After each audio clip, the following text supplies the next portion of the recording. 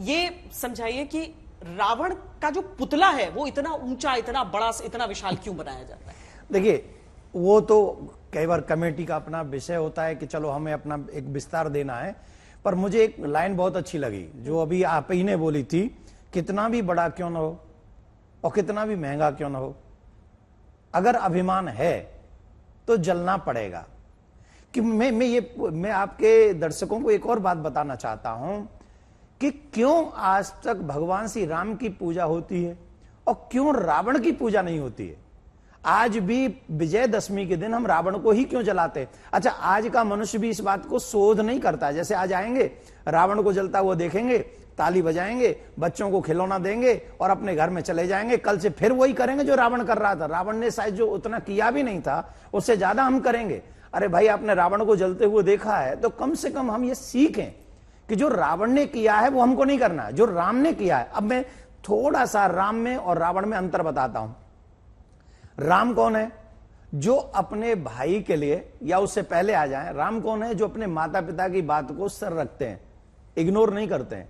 रावण कौन है? बोले मां नहीं माता पिता नहीं देवा, साधु सन करवावे सेवा। रावण माँ बाप की नहीं मानता, बल्कि ये चाहता है कि साधु भी आए, ब्राह्मण आए, विद्वान आए, सब मेरे आगे खड़े हो जाएं, हाथ जोड़े। दूसरा, राम कौन है? जो अपने भाई के लिए अपना राज्य छोड़ देते हैं और क्या कहते हैं? भरत प्राण प्रिय पावहि राजू।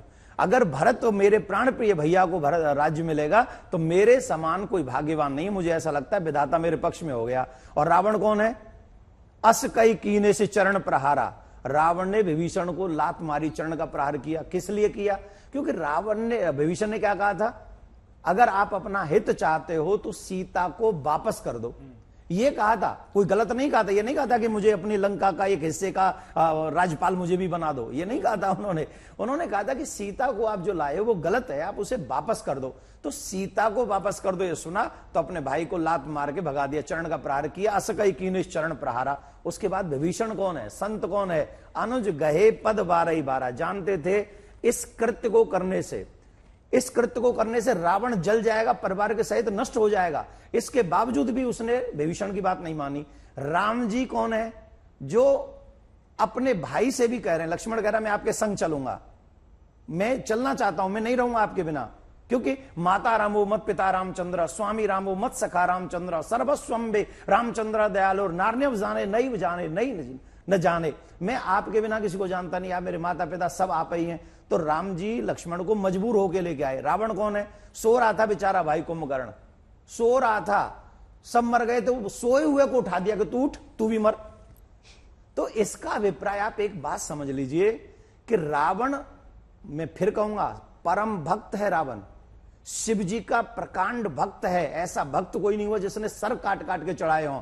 पर अगर अभिमान होगा, अगर आप अहंकारी होगे, अगर आप अनैतिक कर्म करोगे, तो आप कितने भी बड़े क्यों न हो जाओ, कितने भी ऊंचे क्यों न बन जाओ और कितने भी महंगे क्यों न बन जाओ, अंत तो गत्व आपकी दशा तो ऐसी होगी जैसे अभी रावण देखो कितना अच्छा लग रहा है जलता हुआ और गिर गया, ले हो गया काम। ऐसे ही हम सबको गिरना पड़ता है। तो राम जी के चरित्र से, रावण दहन से हमें ये जरूर सीखना चाहिए। अनूप जलोटा जी, बातें जो देवकीनंदन जी ने की हैं उसमें कड़वाहट भी है लेकिन सच्चाई बहुत बड़ी है। अब केवल हाथ जोड़कर भजन को सुन लेना, जय श्री राम का नारा लगा देना, केवल इससे नहीं होता है। मर्यादा पुरुषोत्तम हर कोई नहीं हो सकता है, समझ में आता है, लेकिन वैसा बनने की कोशिश तो सब कर सकते हैं। मैं आपको दो पंक्तियों में सुनाता हूं। पहले तो ये बात और समझा दूं सबको कि इतने बड़े रावण के पुतले को क्यों बनाया जाता है। वो यही बताने के लिए बनाया जाता है कि जितना भी बड़ा धर्मी हो उसका अंत ऐसा होगा, जितना भी बड़ा हो, जितना भी छोटा हो और जितना भी बड़ा हो, उसका अंत ऐसे ही होगा। अंतिम उसकी दशा जो है वो ऐसी होगी। अब मैं आपको सुनाता हूँ दो पंक्तियाँ कि हमें अपने जीवन में केवल रामचरितमानस पढ़ लेने से बात नहीं बनेगी, क्या होना चाहिए। देखिए, तुलसी की रामायण बोले, रामचरित अपनाओ। केवल पढ़ो नहीं, उसको जीवन में अपनाओ। तुलसी की रामायण बोले, रामचरित अपनाओ। धर्म कर्म की मर्यादा में, धर्म कर्म की मर्यादा में जीवन सफल बनाओ, तुलसी की रामायण बोले रामचरित अपनाओ। तो केवल भजन सुनने से बात नहीं बनेगी और रामचरितमानस पढ़ने से बात नहीं बनेगी, अपने जीवन में उतारना होगा। मालिनी जी, इस बार कंगना रनौत को बुलाया गया है दिल्ली में लवकुश रामलीला में, और उसके पीछे की सोच ये कही जा रही है। हालांकि देखिए, सीता जी ने भी जब वो घास का तिनका उन्होंने उठाकर रावण को रोक दिया था, तो रावण के दहन की शुरुआत तो सीता मैया ने ही कर दी थी। लेकिन आज जरूरी है, आज के समाज में अगर हम नारी समानता, एकता, इसकी बात करते हैं, आपको लगता है कि क्या ये संस्कृति अनुरूप है या समाज की आज की आवश्यकता? मुझे तो लगता है कि परंपरा का अर्थ वही है जो समय के साथ नए विचार को जोड़ती जाए, पुराना लेती जाए। यही परंपरा का असली अर्थ है। और ये परंपरा बड़ी सुंदर आरंभ की है। ये अच्छा संदेश जाएगा, प्रतीकात्मक इसका बहुत सुंदर व्यंजना है। यदि कंगना जी अब की बार तीर चला करके रावण का वध करती हैं, क्योंकि भारतीय संस्कृति तो एकत्व की बात करती है, जहां पे पुरुष और महिला अलग नहीं है, लेकिन महिलाओं पे हो रहे अत्याचार, महिलाओं पर हो रहे पाप, उनकी दृष्टि से उस ऐसे दुराचारी और पापाचारी, क्योंकि यदि पूरी राम कथा आप देखें तो उसमें सबसे बड़ा रावण के नाश का कारण दो है। पहला तो सीता जी का हरण, यानी भगवान राम की आदि शक्ति हैं सीता जी, शक्ति का हरण छल से। दूसरा अपनी शक्ति यानी मंदोदरी, जो उनको सद्ज्ञान देती है, सद्बुद्धि देती है और उन्हें अच्छी बात बता करके बार बार आगे पाप करने से रोकती है, उनकी अवज्ञा करना। यानी रावण के जीवन के अंत का, पराजय का, पराभव का मूल कारण शक्ति की अवज्ञा है, शक्ति का अपमान है। और ये शारदीय नवरात्र में, जिस चैत्र रामनवमी में, नवमी में देवी आशीर्वाद देती हूँ, राम जन्मते हैं, और शारदीय नवरात्र में नवमी को ही सिद्धि पाकर के राम ऐसे भक्त का वध करते हैं जो देवों के देव महादेव हैं, उनके भक्त हैं रावण। और साथ ही साथ कुल, जाति, गोत्र, परिवार सब में श्रेष्ठ है रावण।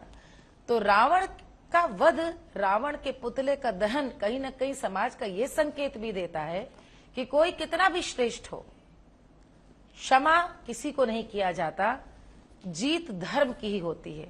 और यहाँ पर मैं राम के बारे में जरूर, यहाँ पे हम लोग भगवान राम की अवश्य चर्चा करें, क्योंकि ये कितनी इस समय आज हमको इस पर अवश्य चर्चा करनी चाहिए कि भगवान राम, सबको पता था कि राजा होने वाले थे, उनका राज्याभिषेक होने वाला था, और ऐसे में वे अपने पिता का मान रखने के लिए घर त्याग देते हैं, वन वन भटकते हैं।